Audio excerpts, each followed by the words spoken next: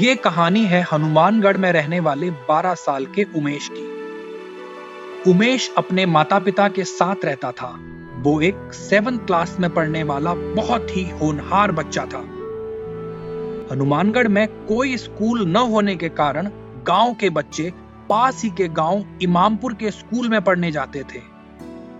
उमेश भी अपने घर से स्कूल के लिए पैदल जाता और छुट्टी होते ही अपने घर वापस आ जाता। पर स्कूल की तरफ जाने वाले रास्ते पर एक कब्रिस्तान भी था।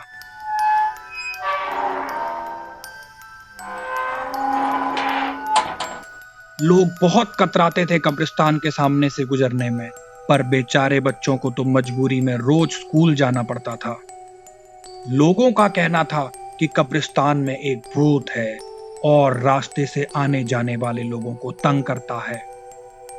गर्मियों के दिन थे। सुबह सुबह उमेश स्कूल जाने के लिए तैयार था।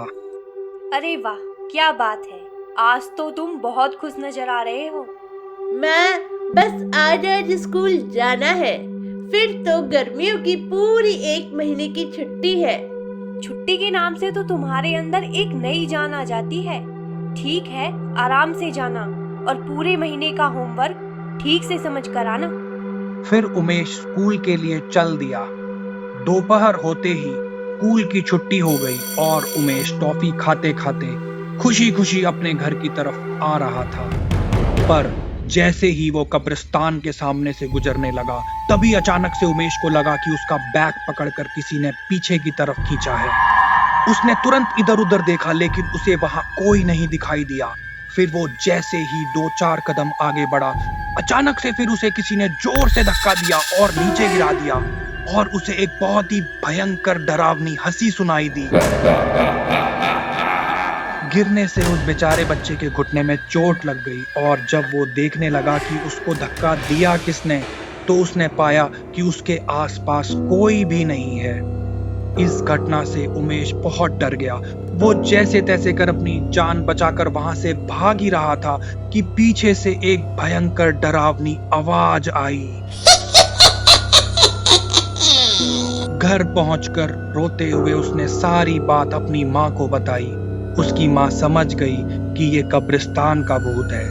बेटे को लगी चोट को देख माँ बहुत दुखी हो गई और आगे से ऐसा ना हो इसके लिए वो कहने लगी, कोई बात नहीं बेटा, अभी 1 महीने की छुट्टी है ना, तुम रोज हनुमान चालीसा का पाठ करो, क्योंकि भूत पिशाच निकट नहीं आवे, महावीर जब नाम सुनावे। बेटा, अगर तुम हनुमान जी की सच्चे मन से भक्ति करोगे तो वो जरूर तुम्हारी रक्षा करेंगे। फिर अपनी माँ की बात मानकर उमेश रोज हनुमान चालीसा का पाठ करने लगा।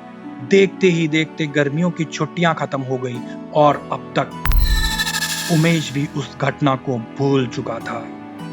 फिर सुबह होते ही वो अपने स्कूल की तरफ चला गया और दोपहर में स्कूल की छुट्टी होने के बाद वो पैदल पैदल अपने घर आ ही रहा था कि अचानक से उसके सामने एक डरावना भूत प्रकट हो गया।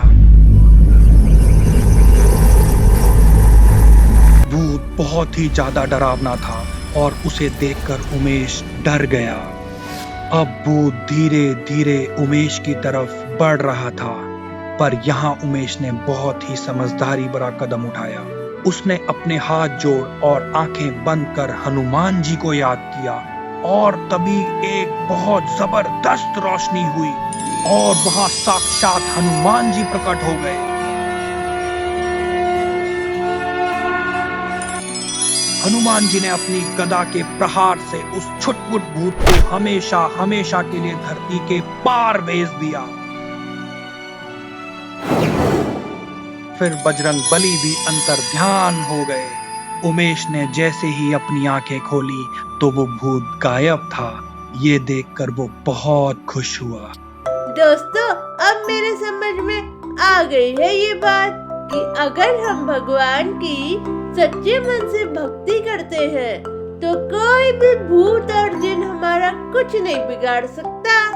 अगर आप भी भगवान के भक्त हैं तो चैनल को जरूर सब्सक्राइब कीजिए और हाँ, वीडियो को भी लाइक करना तो बिल्कुल मत भूलना, तभी तो आप रोज ऐसी अच्छी अच्छी कहानियाँ सुनेंगे। और हाँ, बोलो बजरंग बली की जय।